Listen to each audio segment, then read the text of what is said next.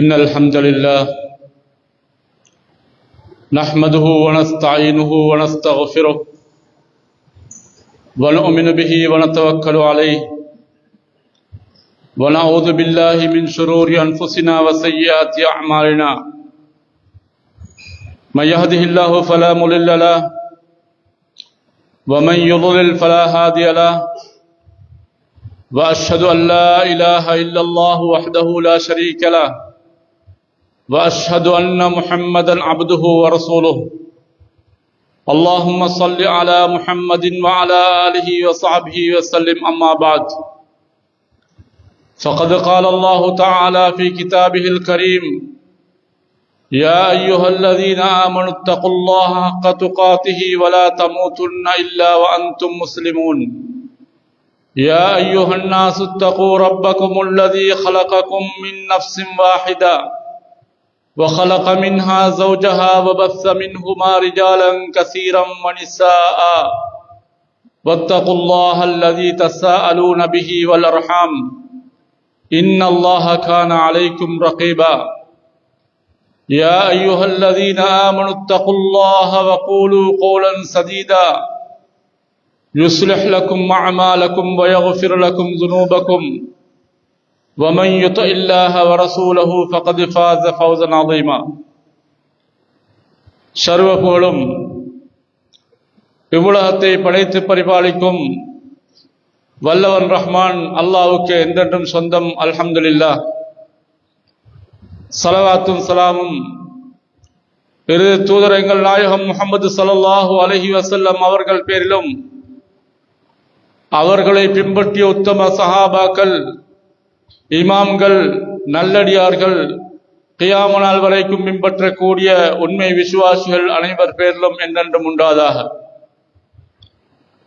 ஜும்மாவுடைய கடமையை நிறைவேற்றுவதற்காக இறை இல்லத்திலே ஒன்று கூடியிருக்கும் அன்பு தோழர்களே, அல்லாஹ்வின் நல்லடியார்களே, எமது வாழ்க்கையில் எவைகளை எடுத்து நடக்கும்படி அல்லாஹ் ரப்புல் ஆலமீன் எமக்கு கட்டளை பிறப்பித்திருக்கிறானோ அவற்றை முடிந்தளவு எடுத்து நடக்கும்படியும் எவற்றை விட்டும் தவிர்ந்து கொள்ளுமாறு விளக்கி இருக்கிறானோ, தடை செய்திருக்கிறானோ அவற்றை முற்றும் முழுதாக தவிர்ந்து கொள்ளுமாறும் இச்சந்தர்ப்பத்திலே நான் இந்த இடத்திலே ஞாபகம் ஊட்டிக் கொள்கின்றேன்.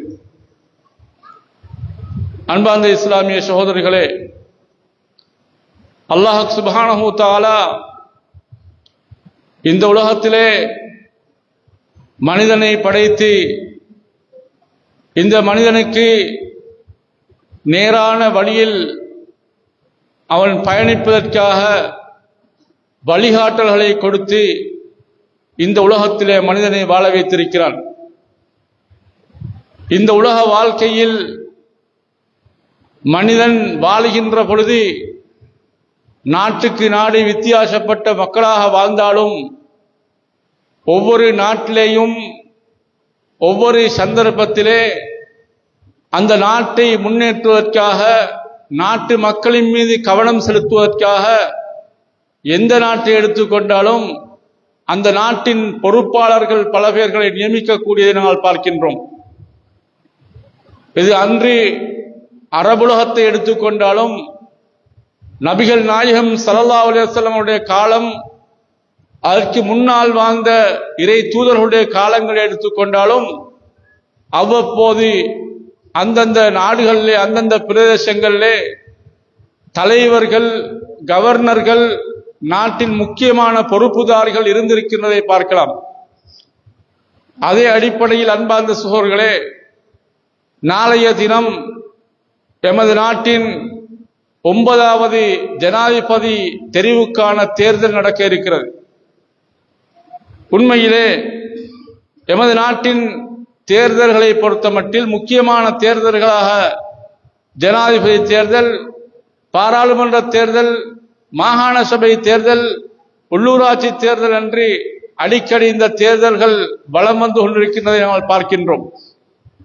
இந்த தேர்தல்கள் அடிப்படையில் பார்க்கின்ற பொழுது இந்த ஜனாதிபதி தேர்தலை பொறுத்த மட்டில் நாளைக்கு சுமார் பெயரளவிலே 39 பேர் தங்களுடைய பெயர்களை ஜனாதிபதிக்காக தெரிவு செய்வதற்காக பெயரிட்டிருக்கின்றதை பார்க்கின்றோம். என்றாலும் கூட பிரதான கட்சிகளாக என்பிபி, எஸ்ஜேபி, இன்னும் தற்போதைய ஜனாதிபதியாக இருக்கின்ற அந்த ஜனாதிபதி அவர்களும் இதிலே போட்டியிடக்கூடியதை நாங்கள் பார்க்கின்றோம். உண்மையிலே இந்த கட்சிகளை நாங்கள் பார்க்கின்ற பொழுது அல்லது இவ்வாறான அடிக்கடி வரும் தேர்தல்களிலே நாங்கள் யாரை தெரிவு செய்ய வேண்டும் என்பதை பார்க்கின்ற பொழுது நாம் விடக்கூடிய பல்வேறு தவறுகள் இருந்து கொண்டிருக்கின்றன. ஏனென்றால் எம்முடைய நிலை என்னவென்றால், உண்மையிலே மக்களுக்கு மத்தியிலே பேசப்படக்கூடிய ஒரு பேச்சாக இருக்கக்கூடிய ஒன்றுதான், முஸ்லிம்களாக இருக்கின்ற எங்களிலே அதிகமானவர்கள் பொறுப்புகளுக்கு வந்ததற்கு பின்னால் பணத்துக்காக பதவிக்காக சோரம் போகக்கூடியவர்கள். எப்படியோ பணத்தை கொடுத்து ஆக்களை மாற்றிக்கொள்ளலாம் என்ற அடிப்படையிலே நாமே சிலர்களை தேர்வு செய்ததற்கு பின்னால் அவர்கள் தங்களுடைய சொந்த இலாபங்களுக்காக மாறிவிடக்கூடிய காட்சியை பல்வேறு சந்தர்ப்பங்களிலே நாங்கள் கண்டிருக்கிறோம், கேட்டிருக்கிறோம். உண்மையிலே அன்பார்ந்த சகோதரர்களே, இதற்கு பிரதானமான காரணம் என்னவென்றால், நாங்கள் யாரை தெரிவு செய்ய வேண்டும், தெரிவு செய்வதற்கான அடிப்படைகள் என்ன என்பதை நாம் பார்க்காமல் எம்மிலே அதிகமானவர்கள் எம்முடைய குடும்ப கட்சி, எங்களுடைய பரம்பரை கட்சி, என்னுடைய சொந்த இலாபத்துக்காக வேண்டி நான் இவரை தெரிவு செய்து விட்டால் எனக்கு பல்வேறு இலாபங்கள், பல்வேறு விடயங்களை பெற்றுக்கொள்ளலாம் என்ற அடிப்படைகளை தான் நாங்கள் பார்க்கின்றோமே தவிர, யாருக்கு ஓட் பண்ணுவதன் மூலமாக, யாருக்கு எங்களுடைய வாக்குகளை செலுத்துவதன் மூலமாக எமக்கும் எமது மார்க்கத்துக்கும் எமது நாட்டு மக்களுக்கும் எமது நாட்டின் பொருளாதாரங்கள் பாதுகாக்கப்படுவதற்கும் இந்த நாட்டின் வளங்கள் எல்லாம் எதிர்காலத்திலே எமது சமுதாயத்துக்காக வேண்டி பாதுகாக்கப்பட்டு வைக்கப்படுவதற்கும் நாம் யாருக்கு ஓட் பண்ண வேண்டும் என்பதை சிந்திப்பது கிடையாது. இன்று அதிகமானவர்களுடைய சிந்தனை என்னவென்றால், எம்முடைய கட்சி என்ன, நான் யாருக்கு ஓட் பண்ணுவது, எம்முடைய பரம்பரை என்ன என்ற சிந்தனையோடு தான் பல பேர் இருக்கின்றதை பார்க்கின்றோம். இப்படி நாங்கள் தெரிவு செய்து அந்தந்த சந்தர்ப்பங்களிலே நாங்கள் பாராளுமன்றத்துக்கோ அல்லது அமைச்சரவைக்கு தேவையானவர்கள் நியமித்ததற்கு பின்னால் அவர்கள் வேறு வழியிலே சென்றுவிடக்கூடிய காட்சியை பார்க்கின்றோம். அன்பார்ந்த சகோதரர்களே, உண்மையிலே இன்று பார்த்தால் இஸ்லாமிய அல்லது முஸ்லிம் அல்லாத யாரை எடுத்துக்கொண்டாலும் கூட இன்று பெரும்பாலான என்று சொல்வதற்கு மேலாக ஒட்டுமொத்தமாக இருக்கின்ற இந்த பதவியிலே இருக்கின்றவர்களை பார்த்தால் யாருமே தப்ப முடியாத அளவுக்கு ஊழல் குற்றச்சாட்டில் இருக்கிறார்கள். அண்மையிலே கூட நாங்கள் பார்க்கின்றோம், ஒரு பிரதானமான ஒரு மூத்த அரசியல்வாதியா இருக்கின்றவருக்கு அவருக்கு அதாவது 10 வருட பிற்படுத்தப்பட்ட தண்டனையாக அவருக்கு தண்டனை வழங்கப்படுகிறது. அவருடைய ஆட்சிக்கு அவர் இப்பொழுது ஒரு வயதுக்கு போல அமைச்சராக இருக்கின்றார். ஆனாலும் கூட அவர் ஊழலிலே மாட்டப்பட்டு இப்படியான பல்வேறு விடயங்களை நாங்கள் பார்க்கின்ற பொழுது எங்களுடைய தெரிவுதான், நாங்கள் யாரை தெரிவு செய்வதென்பதை சரியான ஒரு தீர்மானத்துக்கு இல்லாமல் நாங்கள் பரம்பரையாக நாங்கள் யாரையோ தெரிவு செய்து அனுப்புகின்றோம், அவர் அதற்கு தகுதியாக கூட பார்ப்பதில்லை என்பதை நாம் புரிந்து கொள்ள வேண்டும். எனவே அன்பான சகோதரர்களே, கடைசியிலே அவர்கள் ரெஸ்பெக்டாக, அவர்கள் குடும்பம் சந்தோஷமாக, அவருடைய திருமணங்களை எடுத்து பார்த்தால், அவருடைய பிள்ளைகளுடைய திருமணங்களை எடுத்து பார்த்தால் உண்மையிலே 1 லட்சங்கள் அல்ல பல கோடிகளை செலவு செய்கிறார்கள். எங்கிருந்து வந்த பணம் என்று யாரும் தட்டி கேட்பதில்லை. அன்பான சகோதரர்களே, இந்த அளவுக்குத்தான் இன்று எமது நாட்டிலே அந்தந்த சந்தர்ப்பங்களிலே தேர்தல்களின் பொழுது நாங்கள் மக்களை தெரிவு செய்து கொண்டிருக்கின்றோம். எனவே இப்படியான நிலைமைகளை மாற்றி சமூகத்துக்கும் எமது நாட்டு மக்களுக்கும் எமது நாட்டின் பொருளாதாரத்துக்கும் எமது நாட்டு எதிர்காலத்துக்கும் எமது முஸ்லிம்களுக்கும் ஒட்டுமொத்தமாக எல்லோருக்குமே யாரை தெரிவு செய்வதன் மூலமாக எங்களுக்கு பயனுள்ளதாக அமையுமோ, யாரால் நிம்மதியாக இந்த நாடு சுபீட்சமான ஒரு நாடாக, எமது வளங்கள் எல்லாம் உண்மையிலே வெளிநாடுகளிலே சில வளங்கள் எமது நாட்டிலே இருக்கின்றன, அதை வெளிநாடுகளிலே பெற முடியாத அளவு சிறந்த வளங்கள், அப்படியான வளங்கள் எல்லாம் எமது எதிர்கால சமுதாயத்துக்கு கிடைக்கக்கூடிய முறையில் நாங்கள் பாதுகாக்கின்றவர்களைத்தான் தெரிவு செய்ய வேண்டும் என்பதை நாம் புரிந்து கொள்ள வேண்டும். அன்பான சகோதரர்களே, எனவேதான் நாங்கள் ஒன்றை புரிந்து கொள்ள வேண்டும். நாங்கள் ஒருவரை ஓட் பண்ணுகின்றோம் என்றால் ஒருவருக்காக வேண்டி, அவரை நாங்கள் தெரிவு செய்கிறோம் என்று சொன்னால் நாங்கள் அல்லாஹ்விடத்திலே ஒரு விடயத்தை நாங்கள் புரிந்து கொள்ள வேண்டும். நாம் அவருக்காக வேண்டி சிபாரிசு செய்கின்றோம். அவர் ஒரு நல்லவர், அவர் நேர்மையாக நடப்பார், அவர் நல்லவன் நடப்பார் என்ற ஒரு சிபாரிசை நாங்கள் முன்வைக்கின்றோம். அன்பான் சகோதரர்களே, அப்படி சிபாரிசு செய்வதாக இருந்தால் எங்களுக்கு அவரை பற்றிய தெளிவு இருக்க வேண்டும். ஏதோ நாங்கள் பார்க்கின்றோம், தேர்தல் விஞ்ஞாபனங்களை பார்க்கின்றோம். ஒவ்வொரு கட்சியிலேயும் தேர்தல் விஞ்ஞாபனங்களை அவர்கள் போட்டு விடுகிறார்கள். எதிர்கால திட்டங்கள் இப்படித்தான் என்று சொல்லி அந்த தேர்தல் விஞ்ஞாபனங்களை மாத்திரம் படித்துவிட்டு நாங்கள் முடிவு செய்ய முடியாது சகோதரர்களே. அந்த தேர்தல் விஞ்ஞாபனத்திலே பல்வேறு விடயங்களை எழுதி வைப்பார்கள். அது அவர்கள் வெற்றி பெறுவதற்கான விஞ்ஞாபனங்களாக இருக்குமே தவிர அவற்றை அனைத்தையுமே நடைமுறைப்படுத்துவதற்கு முடியாத அளவுக்கு அவர்களுக்கு மக்கள் இருந்து விடுவார்கள். எனவே நாங்கள் முடிவு செய்ய வேண்டும். அதாவது நாங்கள் யாரை தெரிவு செய்கின்றோமோ அவரால் இந்த பொறுப்பை நிறைவேற்ற முடியுமா என்பதை நாங்கள் பார்க்க வேண்டும். இரண்டாவதாக, நாங்கள் ஒருவரை நாங்கள் தெரிவு செய்வதற்காக வேண்டி மக்களுக்கு நாங்கள் சொல்கிறோம் என்று சொன்னால் அவருக்காக வேண்டி நாங்கள் சாட்சி சொல்கின்றோம். அவர் ஒரு நல்ல மனிதர், அவர் நேர்மையாக நடப்பார் என்ற அடிப்படையில் நாங்கள் சாட்சியாளர்களாக இருக்கின்றோம் என்பதை நாங்கள் புரிந்து கொள்ள வேண்டும். அன்பார்ந்த சகோதரர்களே, நபிகள் நாயகம் ஸல்லல்லாஹு அலைஹி வஸல்லம் அவர்கள், அதாவது ஹாக்கிமிலே வரக்கூடிய ஒரு ஹதீஸ், ரசூலுல்லாஹ் சொல்கிறார்கள், மனிஸ்தஅமல ரஜுலன் மின் இஸாபா, ஒரு கூட்டத்திலே ஒருவரை பொறுப்பெடுக்கின்றார்கள். அதாவது ஒருவரை பொறுப்பாக நியமிக்கின்றார்கள். ஒரு கூட்டத்துக்கு பொறுப்பாளராக ஒருவரை நியமிக்கின்றார்கள். வஃபீ தில்கல் இஸாபதி மன் ஹுவ அர்லா லில்லாஹி மின், அந்த கூட்டத்திலே இன்னொருவர் இருக்கின்றார், அவர் தட்டப்படுகிறார். மக்களின் பார்வையிலே அவரை ஒதுக்கப்படுகிறது. ஆனால் அல்லாஹ்விடத்திலே மிக பொருத்தமானவராக அவர் இருக்கின்றார். அவர் நேர்மையானவர், அவர் ஒரு நல்லவர், அவர் பொய் பேச மாட்டார், அவர் சமூகத்துக்காக நல்லதை செய்யக்கூடியவர். இப்படியான ஒரு நிலைமை இருக்கின்ற பொழுது அவர் தட்டப்பட்டு விட்டு வேறொருவர் தெரிவு செய்யப்படுகிறார் என்று சொன்னால் நபி அவர்கள் சொன்ன செய்தியை தெளிவாக கேட்டுக்கொள்ளுங்கள். ஃபக்கத் ஹான அல்லாஹ வ ஹான ரசூலஹு வ ஹானல் முஃமினீன், அப்படியாக தெரிவு செய்து விட்டால் அல்லாஹ்வுக்கு மாற்றம் செய்து விட்டான். அதே போன்று அல்லாஹ்வுடைய தூதருக்கு மோசடி செய்து விட்டான், மூமின்கள் அனைவருக்கும் மோசடி செய்து விட்டான் என்பதாக நபிகள் நாயகம் ஸல்லல்லாஹு அலைஹி வஸல்லம் சொல்லி காட்டுகிறார்கள். இஸ்லாமிய சாம்ராஜ்யத்திலே எத்தனையோ தலைவர்களை நியமிக்கப்படக்கூடிய ஒரு காலத்தில் நபி ஸல்லல்லாஹு அலைஹி வஸல்லம் அவர்கள் இந்த செய்தியை சொல்லி காட்டுகிறார்கள். எனவே அன்பார்ந்த சகோதரர்களே, நியமிக்கப்படக்கூடியவர்கள் இன்று எமது நாட்டை பொறுத்தமட்டில் அல்லாஹ்வுக்கு பொருத்தமானவர்களை தெரிவு செய்ய முடியாது. எமது நாட்டிலே ஜனாதிபதியாக சிறுபான்மை இனத்தவர் யாரும் வர முடியாத ஒரு நிலைமையில் இருக்கிறது. எனவே நாங்கள் இருக்கின்றவர்களே நல்லவர்களை தெரிவு செய்ய வேண்டிய ஒரு பொறுப்பில் இருக்கின்றோம் என்பதை புரிந்து கொள்ள வேண்டும்.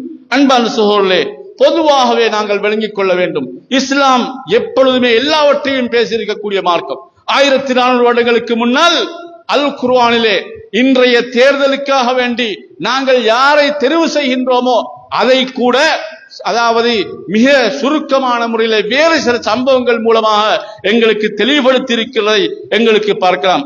அன்பான சகோதரர்களே, எனவே இஸ்லாமிய அடிப்படையிலே நாங்கள் பார்க்கின்ற பொழுது தேர்தல் என்று ஒன்று வந்துவிட்டால் அதிலே முதலாவதாக நாங்கள் பார்க்க வேண்டிய விடயம் என்னவென்றால் அல் ஹிஃபுல், பேணி பாதுகாத்து ஒழுங்காக நிறைவேற்றக்கூடிய ஒருவரை தெரிவு செய்ய முடியுமா, இதைத்தான் முதலாவதாக பார்க்க வேண்டும். எத்தனையோ, அதாவது களவுகள், திருடுகள், மோசடிகள், அநியாயங்கள், ஊழல்கள், இப்படியான அநியாயங்களை செய்தவர்களை மறுபடியும் நாங்கள் தெரிவு செய்வதா என்ற சிந்தனைக்கு மேலால் நாங்கள் சிந்தித்து பார்க்க வேண்டும். யாரிடத்திலே நேர்மை பேசப்படுகிறது, யாரை பற்றி மக்கள் அவர் நல்லவராக நடப்பார் என்று சொல்லப்படுகிறது என்பதைத்தான் நாம் பார்க்க வேண்டும். அன்பார்ந்த சகோதரர்களே, அதாவது நாங்கள் புரிந்து கொள்ள வேண்டும், முதலாவது பாதுகாப்புக்கான உத்தரவாதம் அவரிடத்தில் இருக்க வேண்டும். இரண்டாவது அன்பார்ந்த சகோதரர்களே, அவரிடத்திலே இல்ம் இருக்க வேண்டும். இன்று எத்தனையோ ஊர்களிலே பார்க்கின்றோம், எத்தனையோ ஊர்களிலே பாராளுமன்ற தேர்தல் நடக்கின்ற பொழுது அந்த ஊரிலே சில நேரங்களிலே அந்த ஊரிலே மோசமானவனாக இருக்கலாம், மக்களை தம் பலத்தால் பயமுறுத்தி கொண்டிருக்கக்கூடியவருக்கு ஓட் பண்ணி அவரை கொண்டு போய் பாராளுமன்றத்திலே விட்டு விடுகிறார்கள். அதற்கு பின்னால் அவனுடைய இந்த பழைய சுபாவம், பழைய குணம் அப்படியே இருக்கும். அவன் அடாவடித்தனம் செய்யக்கூடிய மனிதனாக, அவன் மக்களுக்கல்ல தன் குடும்பத்துக்காக தனக்காக எவ்வளவோ காணி பூமிகளை வாங்கி கொண்டு தன் வாழ்க்கையிலே சுகபோகமா வாழ வேண்டும் என்பதற்காக வாழ்ந்து கொண்டிருப்பானே தவிர எதற்கான காரணம் சொல்லே. எத்தனையோ பேர்களை கேள்விப்பட்டிருக்கின்றோம் தானே. எமது நாட்டின் பாராளுமன்றத்திலே எத்தனையோ பேர்கள் பழைய கல்வர்களாக இருக்கின்றார்கள். ஆனால் அதே களவைத்தான் இன்றும் செய்து கொண்டிருக்கிறார்கள்.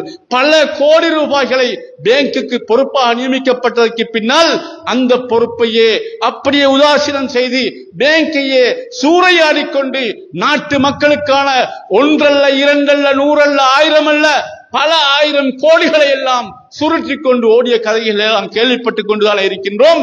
அப்படியான மிக மோசமான இடத்திலே இருக்கின்ற நிலைமையில் தான் நாம் இருந்து கொண்டிருக்கின்றோம். எனவே முதலாவது பேணி பாதுகாக்கக்கூடிய உத்தரவாதம், இரண்டாவது ஒன்றை செய்யக்கூடிய அறிவாற்றல் இருக்க வேண்டும். எத்தனையோ நாடுகளிலே பார்க்கின்றோம், அங்கே இருக்கின்ற மினிஸ்டர்மார்கள், அங்கே இருக்கின்ற பாராளுமன்ற உறுப்பினர்களை பார்த்துவிட்டால் உண்மையிலே அந்தந்த துறையிலே படித்தவர்களாக இருப்பார்கள். எமது நாட்டிலே அப்படி தேவை கிடையாது. எவனையோ கொண்டு போய் சேர்த்து விட்டால் போதுமன்றி இருக்கின்ற நாடுதான் எமது நாடு. எனவேதான் இப்படியான ஒன்றையும் புரியாத அதாவது நிலையிலே எமது நாடு இருந்து கொண்டிருக்கிறதை பார்க்கின்றோம். அன்பார்ந்த சோழே, நபி யூசுப் அலைஹிஸ்ஸலாம் அவர்களுடைய சம்பவம் ஒரு பாடமாக எங்களுக்கு சொல்லி தருகிறது. நபி யூசுப் அலைஹிஸ்ஸலாம் அவர்கள் உண்மையிலே செய்யாத ஒரு குற்றமாக இருந்தாலும் கூட அவர்கள் சிறைவாசத்தை அனுபவிப்பதை விரும்புகிறார்கள். வெளியிலே இருந்து பிரச்சனைப்பட்டுக் கொள்ளாமல் அவர் சிறையிலே இருப்பதற்காக முடிவு செய்கிறார்கள். சிறையிலே இருந்து விடுதலை பெறுகிறார்கள் கொஞ்சம் காலத்துக்கு பின்னால். அந்த நேரத்திலே அந்த நாட்டிலே அவர்களுக்கு நல்ல உற்சாகம், நல்ல திறமை, நல்ல அறிவு அந்த நாட்டின் சொத்தை பாதுகாப்பதற்காக இருந்து கொண்டிருக்கிறது. அதை மக்கள் புரியவில்லை, அதை அரசன் புரியவில்லை, அங்கே இருக்கின்ற அந்த மலிக், அந்த ஆட்சியாளர் புரியவில்லை. அந்த செய்தியை போய் சொல்கிறார்கள். என்ன சொல்கிறார்கள்? முதலாவதாக சொல்கிறார்கள், கால ஜஅல்னி அலா ஹஸாயினில் அர்த், அரசரே எனக்கு இந்த பூமியிலே இருக்கின்ற பொக்கிஷங்களை பாதுகாப்பதற்கான அந்த தைரியம் இருக்கிறது, என்னை அதற்காக நியமியுங்கள், நான் அதை பொறுப்பெடுக்கிறேன் என்று சொல்லிவிட்டு அவர்கள் சொன்ன 2 வார்த்தை என்ன தெரியுமா? இன்னி ஹஃபீலுன் அலீம் என்று சொன்னார்கள். முதலாவது, நான் பாதுகாப்பேன், எப்படி பாதுகாக்க வேண்டுமோ அப்படி பாதுகாப்பேன் இந்த சொத்துக்களை. அதாவது மோசடி செய்ய மாட்டேன், அநியாயம் செய்ய மாட்டேன், மக்களுக்கு எப்படி கொடுக்க வேண்டுமோ அந்த அளவுக்கு பாதுகாத்து கொடுப்பேன், அதற்கான திறமை இடத்திலே இருக்கிறது. இரண்டாவதாக சொல்கிறார்கள், அலீம், நான் மிக அறிவுள்ளவனாக இருக்கிறேன், தெரியாதை பேசவில்லை, தெரியாதை உங்களிடத்திலே கேட்கவில்லை. இப்படியாக தனக்கு இருக்கின்ற 2 பண்புகளை, முக்கியமான 2 பண்புகளை சொல்கிறார்கள். இந்த செய்தியை சொல்லிவிட்டு இமாம் அல் ஃபஹ்ருர் ராதி அவர்கள் ரஹ்மஹுல்லாஹ் அவர்கள் சொல்கிறார்கள், அதாவது அந்த நேரத்திலே நபி யூசுப் அலைஹிஸ்ஸலாம் அவர்கள் சிறந்த வம்சத்தை சேர்ந்தவராக இருந்தார்கள், சிறந்த குடும்ப பின்னணியிலே வளர்ந்தவர்கள். ஆனால் நபி யூசுப் அலைஹிஸ்ஸலாம் அதை சொல்லி மக்களிடத்திலே கேட்கவில்லை. நான் பெரும் குடும்பத்தை சேர்ந்தவர், நான் நல்ல குடும்பத்தை சேர்ந்தவர், எனக்கு நல்ல வம்சம் இருக்கிறது, நான் மிக அழகானவன். யூசுப் அலைஹிஸ்ஸலாத்தை போன்ற அழகு யாருக்கும் கொடுக்கப்படாத அளவுக்கு அல்லாஹ் சிறந்த அழகை கொடுத்திருந்தார். அது எதையுமே அவர்கள் சொல்லவில்லை. 2 தான் சொன்னார்கள். பாதுகாத்து சொத்துக்களை முறையாக கையாளுகின்ற ஆற்றல் எனக்கு இருக்கிறது. இரண்டாவது, இதை எப்படி செய்ய வேண்டும், இந்த நாட்டு மக்களுக்காக வேண்டி நான் இதை எப்படி செய்ய வேண்டும் என்ற அந்த அறிவாற்றலை அல்லாஹ் எனக்கு தந்திருக்கிறான் என்ற அடிப்படையில் தான் அவர்கள் பேசுகிறார்கள் என்பதைத்தான் அல் குர்ஆன் உங்களுக்கு சொல்லி காட்டுகிறது. அன்பான சொல்ல, இந்த 2 பண்புகளோடு இஸ்லாம் வலியுறுத்துகின்ற இன்னும் 2 பண்புகள் தான். ஒன்றை செய்யக்கூடிய சக்தி இருக்க வேண்டும், அவரிடத்திலே பாதுகாக்கும் திறமையும் அதே நேரத்தில் இல்மும் அறிவும் இருக்கிறது, போதாது. மூன்றாவதாக அவர் அதை கையாளுகின்ற சக்தி அவருக்கு, இவருக்கு, எல்லோருக்கும் பயந்து கொண்டு அவருக்கு செய்ய முடியாது, அந்த சக்தி இருக்க வேண்டும்.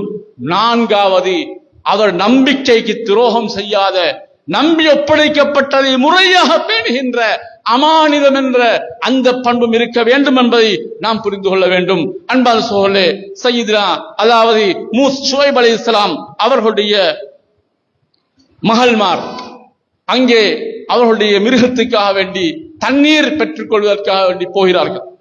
அங்கே ஒரு வாலிபரை பார்க்கின்றார்கள், அதாவது மூசா அலைஹிஸ்ஸலாம்.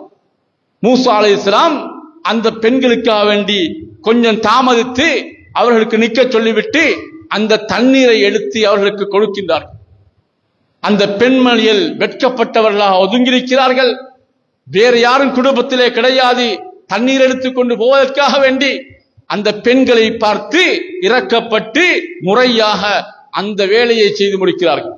அந்த நேரத்திலே அந்த பெண்கள் வீடோடு வீடாக சென்று தன் தந்தையிடத்திலே ஷுஐப் அலைஹிஸ்ஸலாத்திலே சொல்கிறார்கள், காலத் இஹ்தாஹுமா யா அபதி இஸ்தஅஜிர்ஹு இன்ன கைர மன் இஸ்தஅஜர்தல் கவியுல் அமீன். அவர்கள் சொல்கிறார்கள், அந்த மனிதரை கூலிக்காக அமர்த்திக் கொள்வோம், எமது வேலைக்கு பொறுப்பாக நியமிப்போம். ஏன் காரணம் தெரியுமா? அவரிடத்திலே 2 பண்புகளை பார்க்கின்றேன். அவர் கவியாக இருக்கிறார். அங்கே தண்ணீர் எடுப்பதற்காக பல பேர் வந்த நேரத்திலே உற்சாகப்பட்டு முறையாக அதை கையாண்டு செய்கிறார். 2வது, அவர் நம்பிக்கையாளராக இருக்கின்றார். இந்த 2 பண்பை தான் சொல்லி தந்தையிடத்திலே போய் சொல்கிறார்கள், அந்த மனிதரை எங்களுடைய வீட்டிலே வேலைக்கு அமர்த்துவோம் என்று சொல்லி. இதுவும் ஒரு படிப்பனையாக இந்த தேர்தல் சம்பந்தமான விடயங்களை பற்றி இமாம்கள் குறிப்பிடும் பொழுது இதனையும் குறிப்பிட்டிருக்கின்றதை நாங்கள் பார்க்கின்றோம். அதே போன்று அன்பான சகோதரர்களே, அல் குர்ஆன் வழி போன்றே நபிகள் நாயகம் ஸல்லல்லாஹு அலைஹி வஸல்லம் அவர்களுடைய அதாவது பல சம்பவங்கள், அவற்றிலே ரசூலுல்லாஹ்வுடைய காலத்திலே எப்படியான பொறுப்புகளை நியமிக்கும் பொழுது நபி ஸல்லல்லாஹு அலைஹி வஸல்லம் என்ன விடயங்களை சொல்லியிருக்கிறார்கள், எப்படியாக நடந்திருக்கிறார்கள் என்ற ஹதீஸ் தொழிலை நாங்கள் பார்க்கின்ற பொழுதும் இன்னும் பல விடயங்களை எங்களுக்கு படித்துக் கொள்ளலாம்.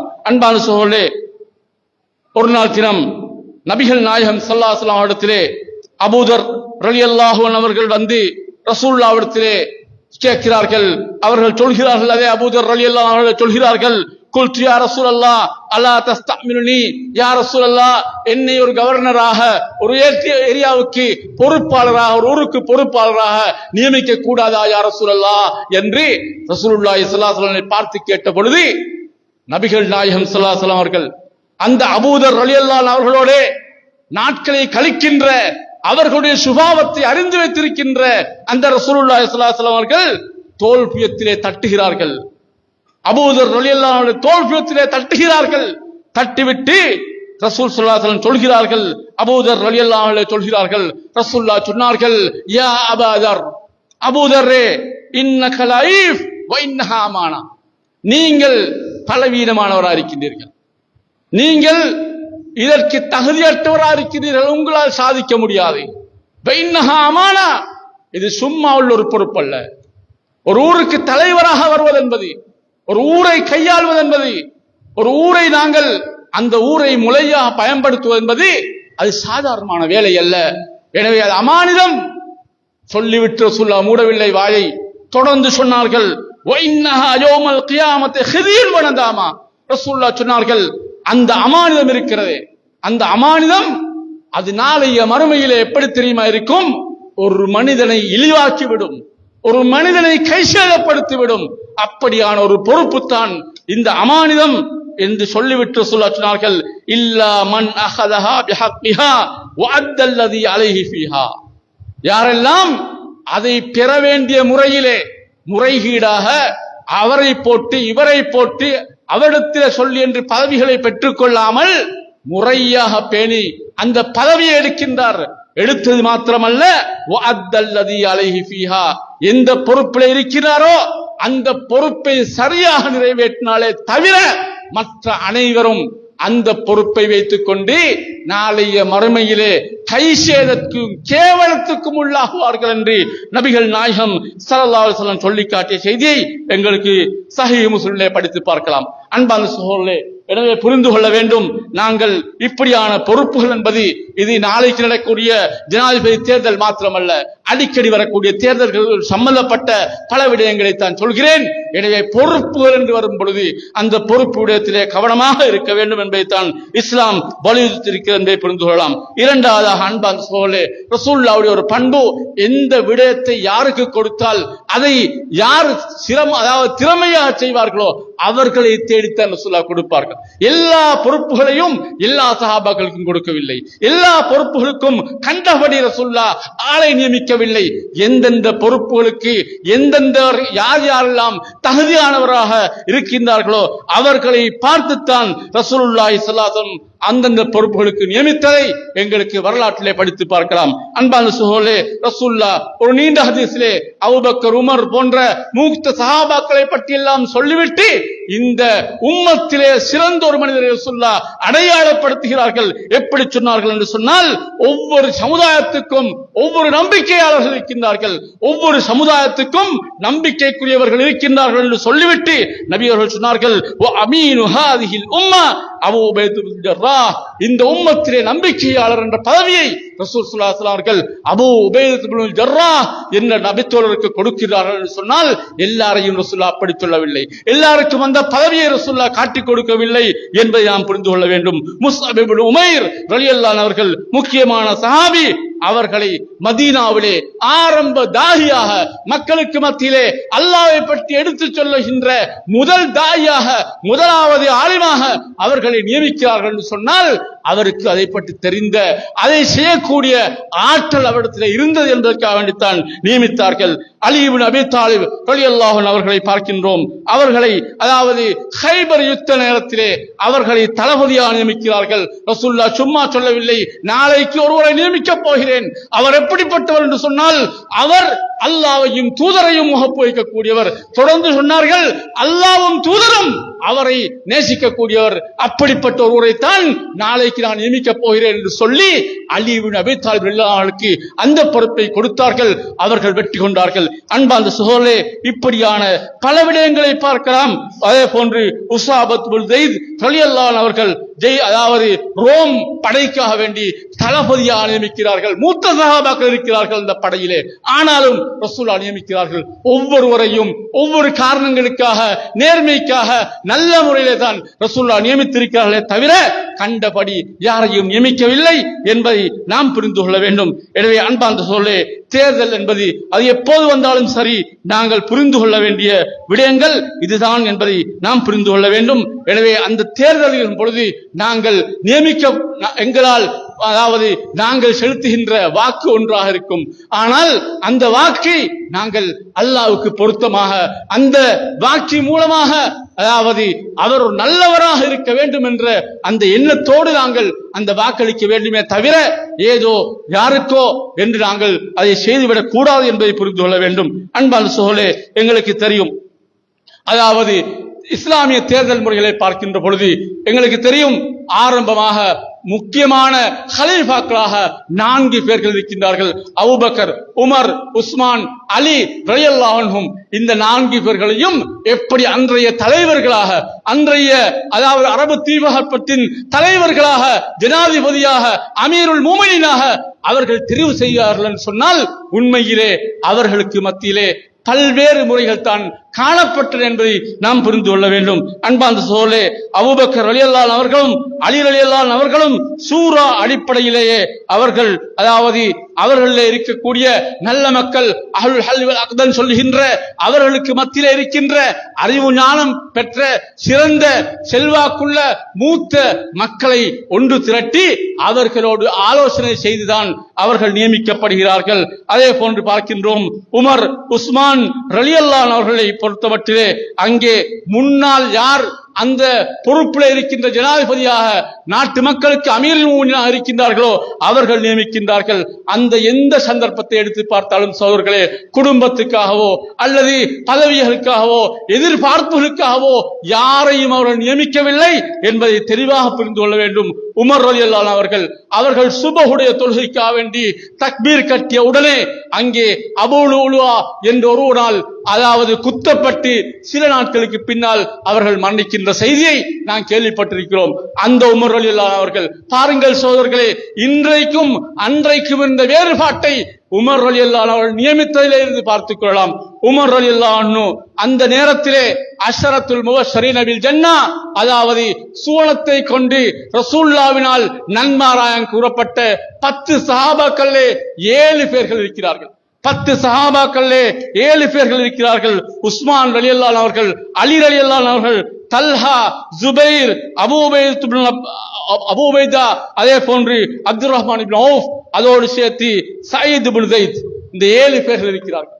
தெளிவாக கேட்டுக்கொள்ளுங்கள் சகோதரர்களே, இந்த 7 பேர்களிலேயும் உமர் ரலியல்லாஹு அன்ஹு பொழுது கத்தியால் குத்தப்பட்டு அவர்கள் அதாவது வருத்தத்தில் இருந்து கொண்டிருக்கின்ற பொழுது சில பேர் போய் உமர் கேட்கிறார்கள், உமர் அல்லாஹ் அவர்களே, இப்பொழுது நாங்கள் ஒருவரை நியமித்து விட்டால், உங்களுக்கு பின்னால் ஒருவரை நியமித்து விட்டால் நல்லதே என்ற ஆலோசனை செய்யும் பொழுது அவர்கள் அதற்காக வேண்டி 6 பேர்களை, இந்த 6 பேர்களில் ஒருவரை தெளிவு செய்யுமாறு சொல்கிறார்கள்.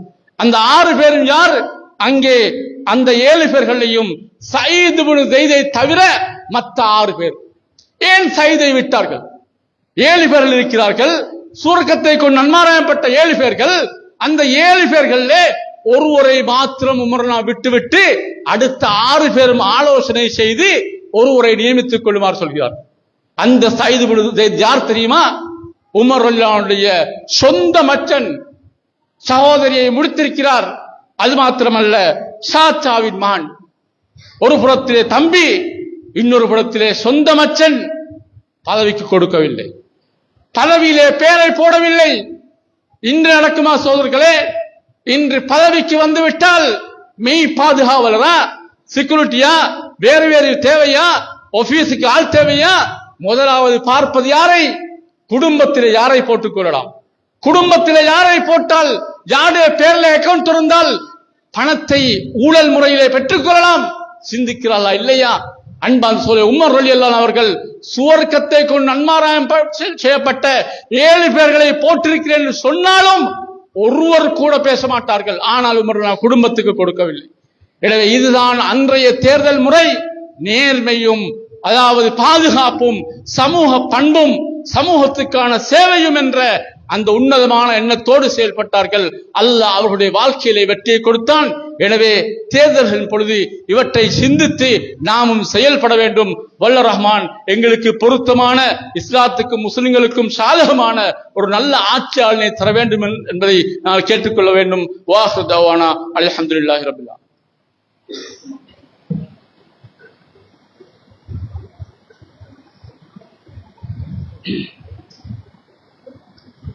அல்ஹம்துலில்லாஹி ரப்பில் ஆலமீன். வஸ்ஸலாத்து வஸ்ஸலாமு அலா முஹம்மதின் வ அலா ஆலிஹி வ ஸஹ்பிஹி அஜ்மஈன். அம்மா பாத். அன்பார்ந்த சகோதரர்களே, தேர்தல் என்று வந்தால் அந்த தேர்தல் அது நாங்கள் மாற்று மதத்துக்கு மத்தியிலே வாழ்ந்தாலும் கூட இஸ்லாம் சில கட்டுப்பாடுகள், சில ஒழுங்குமுறைகளை பேணுவதிலே மதத்துக்கு அப்பால் எமக்கு சொல்லியிருக்கிறது என்பதை நாம் புரிந்து கொள்ள வேண்டும். அந்த அடிப்படையிலே அன்பார்ந்த சகோதரர்களே, தேர்தலின் போது நடக்கக்கூடிய, அரசாங்கம் தடை செய்திருக்கக்கூடிய எந்த ஒரு விடயத்தையும் நாம் தவிர்த்து நடந்து கொள்ள வேண்டிய முக்கியமான பண்போடு நடந்து கொள்ள வேண்டும் என்பதை புரிந்து கொள்ள வேண்டும். அந்த அடிப்படையிலே சில நேரங்களிலே ஆள்மாறாட்டம் செய்வது, இது மார்க்கத்திலே தஸ்வீர், இது கூடாது என்பதை நாம் புரிந்து கொள்ள வேண்டும். யாரோ ஒருவருக்காக வேண்டி வேறொருவர் சென்று ஓட் பண்ண முடியாது. அரசாங்கம் தடை செய்திருக்கிறது மாத்திரமல்ல, அது எங்குமே தடை செய்யப்பட்ட ஒன்றாக இருந்து கொண்டிருக்கிறது. அதே நேரத்திலே சில பேர் 2 இடங்களிலே ஓட் பண்ணக்கூடியவர்கள் இருக்கிறார்கள். அதாவது ஏற்கனவே தனக்கு வேறொரு ஊரிலே ஓட் இருக்கின்ற பொழுது அந்த ஓட்டை கேன்சல் பண்ணாமல் இன்னொரு இடத்திலே ஓட் பெற்று 2 இடத்திலேயும் ஓட் பண்ணுவது அதுவும் கூடாத செயலாக இருந்து கொண்டிருக்கவே புரிந்து கொள்ள வேண்டும். இன்னும் சில பேர் குடும்பத்திலே யாராவது மரணித்து விட்டால் அந்த மரணித்தவருக்காக வேண்டி இன்னும் அது கேன்சல் படாமல் இருந்தால் அந்த பேருடைய கார்டை கொண்டு போய் ஏதோ ஒரு அடிப்படையிலே அவருக்கு அவருடைய பேரில் இருக்கக்கூடிய அந்த ஓட்டையும் பண்ணிவிடக்கூடிய விடயத்தை பார்க்கின்றோம். இதுவும் மார்க்கத்தை பொறுத்த மட்டில் தடை செய்யப்பட்ட முறையாக தோன்றிருக்கிறது. இன்னும் சில இடங்களிலே அதாவது பரவலாக இல்லாவிட்டாலும் கூட கேள்விப்படுகிறோம். சில நேரங்களிலே அந்த வாக்குச்சீட்டுகளை அப்படியே பிரதி பண்ணி அதை போட்டோ எடுத்தோ அல்லது வேறு வழிகளிலேயோ பிரதி பண்ணி அந்த ஓட்டுகளை பாவிக்கக்கூடிய செய்திகளையும் கேள்விப்பட்டிருக்கிறோம். அப்படியான விடயங்கள் எதுவுமே நமக்கு தடை செய்யப்பட்டிருக்கக்கூடிய விடயம் என்பதை நாம் புரிந்து கொள்ள வேண்டும். அடுத்ததாக அன்பார்ந்த சகோதரர்களே, தேர்தல் முடிவடைந்ததற்கு பின்னால் நாங்கள் முக்கியமான சில விடயங்களை கவனத்தில் எடுக்க வேண்டும். தெரியாத்தனமாக சில பேர் அதை செய்து கொண்டிருக்கின்றதை பார்க்கின்றோம். முதலாவதாக, தேர்தல் எப்படி நடந்தாலும் சரி, இஸ்லாம் ஒவ்வொரு ஆணுக்கும் 5 நேர தொழுகைகளையும் பள்ளிவாசலுக்கு வந்து ஜமாஅத்தோடு தொழ வேண்டும் என்று கட்டளையிட்டிருக்கிறது. இதை நாங்கள் எந்த சந்தர்ப்பத்திலேயும் மறந்துவிடக் கூடாது. ஒவ்வொரு ஆண்களும் இன்று ஜும்மாவுக்கு வந்திருக்கக்கூடிய அத்தனை ஆண்களும் இதற்கு பின்னால் அசருடைய அதான் சொல்லப்பட்டு விட்டால் ஏதோ ஒரு பள்ளிவாசல்லே தொழுதே ஆக வேண்டும். தொழாவிட்டால் அவர் நாளைய மறுமையிலே குற்றவாளி என்பதை புரிந்து கொள்ள வேண்டும். எனவே ஒவ்வொரு ஆண்களும் தேர்தலை காரணமாக சொல்லி தொழுகைகளை வீணடிப்பது, தொழுகைகளுக்கு ஜமாத்துக்கு செல்லாமல் தொழுவது தவறான விடயம் என்பதை புரிந்து கொள்ள வேண்டும். இரண்டாவது சகோதரர்களே, தேர்தல் முடிவடைந்ததற்கு பின்னால் அந்த வாக்கு பெட்டிகளை சுமந்து செல்லுகின்ற அந்த காட்சியை பார்ப்பதற்கு பல ஊர்களிலேயும் பல பேர் ஒன்று சேர்ந்து விடுவார்கள். அந்த நேரத்திலே அதாவது பட்டாசுகள் ரத்திஞ்சாக்களை கொளுத்தி அதை அவர்கள் கேளிக்கை செய்வார்கள், அதாவது வேடிக்கை பார்ப்பார்கள். இந்த செயல் மார்க்கத்திலே தவறானது. இதற்காக செலவழிப்பது மார்க்கத்திலே ஹராம் என்பதை நாம் புரிந்து கொள்ள வேண்டும். ஏதோ அந்த வாக்குப்பட்டியலை கொண்டு போவார்கள், பார்க்கலாம், பரவாயில்லை. ஆனால் இன்னல் முபத்திரீன கானு யஹ்வான ஷயாத்தீன், அல்லாஹ் சொல்லி காட்டுகிறான், யாரெல்லாம் வீண் விரயம் செய்கிறார்களோ, பணத்தை எப்படி நெருப்பிலே போட்டு பற்ற வைக்கின்றோமோ அதே போன்றுதான் பணத்துக்கு வாங்கிய பட்டாசுகளை நாங்கள் பற்ற வைப்பதும் அதை வெடிக்க செய்வதும் மார்க்கத்தை பொறுத்த மட்டில் ரெண்டும் ஒன்று, பணத்தை பற்ற வைப்பதை போன்று. எனவே மார்க்கம் தடை செய்தது, அதை செய்யக்கூடாது. மூன்றாவது சகோதரர்களே, தேர்தல் முடிவடைந்ததற்கு பின்னால் இரவிரவாக நாங்கள் அந்த தேர்தல் ரிசல்ட்டுகள் சொல்லப்படுவதை, அதனுடைய அந்த முடிவுகள் அறிவிக்கப்படுவதை கேட்டுக்கொண்டிருக்கின்றோம். டிவிகளிலே ரேடியோக்களிலே கேட்டுக்கொண்டிருப்போம். பல நண்பர்கள் ஒன்று சேர்ந்து, குடும்பங்கள் ஒன்று சேர்ந்து ஓரிடத்திலே அதை கேட்டுக்கொண்டிருப்பார்கள். அது பொதுவானது. ஆனால் நாங்கள் அதை கேட்டுவிட்டு சில பேர் 3 மணி 4 மணிக்கு தூங்க போவார்கள். சுபஹு தொழுகை அப்படியே வீணாகிவிடும். அன்பான சோழே, ஒரு நேர தொழுகை ஒருவன் வேணுமென்று விட்டுவிட்டால், நான் சொல்லவில்லை, ரசூலுல்லாஹி ஸல்லல்லாஹு அலைஹி வஸல்லம் சொல்கிறார்கள், அவன் காஃபிர் என்று சொல்கிறார். நாங்கள் காஃபிராக மாறிக்கொண்டிருக்கிறோம். எனவே எச்சரிக்கையாக இருக்க வேண்டும். நாங்கள் தேவைக்காக வேண்டி விழித்திருந்து அதை கேட்டுக்கொண்டிருந்தால், அதை பார்த்து கொண்டிருந்தால் பரவாயில்லை.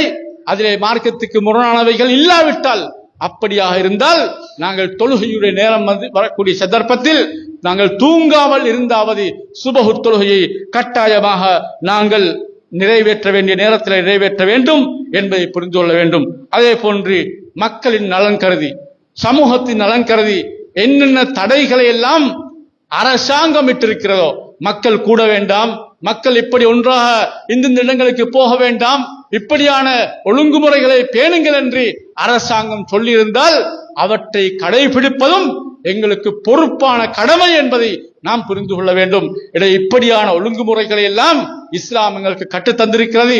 எனவே இந்த தேர்தலின் மூலமாக நாங்கள் அல்லாஹ்விடத்திலே பிரார்த்தனை செய்வோம். அன்பான சோழே, அல்லாஹ் தான் யாரை பொருத்தமானவன் என்பதை தீர்ப்பு செய்யக்கூடியவன், தீர்மானிப்பவன். நாங்கள் யாரையோ சொல்லுவோம், அதாவது எதிரிலே என்ன நடக்கப் போகிறது என்பதை யாராலும் முடிவு செய்ய முடியாது. எங்களுக்கு ஒரு பெரும் படிப்பினை தான். எங்களுக்கெல்லாம் எதிராக பெரும்பான்மையினரே ஒருவரை கொண்டு வந்து ஆட்சியிலே அமர்த்துகிறார்கள். அதற்கு பின்னால் நாங்கள் பயந்து கொண்டிருந்தோம். இவர் தனியாக பெரும்பான்மை வாக்குகளிலே வந்தவர், எங்களை எப்படி எப்படியெல்லாம் செய்ய போகிறாரோ தெரியாது என்று அல்லாஹ் அவருக்கு கொடுத்த காலம் 2 வருஷம் 5 வருஷம் ஆட்சியிலே இருக்க வேண்டிய ஒருவர் அதே மக்களால் துரத்தப்படுகின்றார். அடுத்தவரை பார்க்கின்றோம். அன்பான சோழே, பாராளுமன்றத்திலே இனி இப்படி ஒரு கட்சியே வரமாட்டாது என்று ஒதுக்கப்படுகின்ற அளவுக்கு ஒருவர் கூட இல்லாமல் 6-7 மாசங்களை கழிக்கிறார்கள். அந்த கட்சியிலே யாரும் இல்லை. அல்லாஹ் அவன் நாடியவனை ஆட்சியாளனாக்கி விடுகிறான். அவர் நாளைக்கு ஜனாதிபதியாக வருகின்ற அந்த ஏப்பம் கூட அவரிடத்திலே இருக்கவில்லை, கனவு கூட இருக்கவில்லை. அவர் ஜனாதிபதியாக மாறிவிடுகிறார். அல்லாஹ் யாருக்கு கொடுக்க வேண்டுமே கொடுக்கின்றான், யாரிடத்திலே இருந்து காட்ட வேண்டும் என்று காட்டி விடுகிறான். இதை நம்பிக்கை வைத்துத்தான் நாங்கள் செயல்பட வேண்டும் என்பதை நாம் புரிந்து கொள்ள வேண்டும். வல்ல அல்லாஹ் எங்களுக்கு படிப்பினையோடு வாழுகின்ற நல்ல சமுதாயம் வாழ்வதற்கு எங்களுக்கு வாழ்வளிப்பானாக. வாஹ்ரு தஅவானா அல்ஹம்துலில்லாஹி ரப்பில் ஆலமீன்.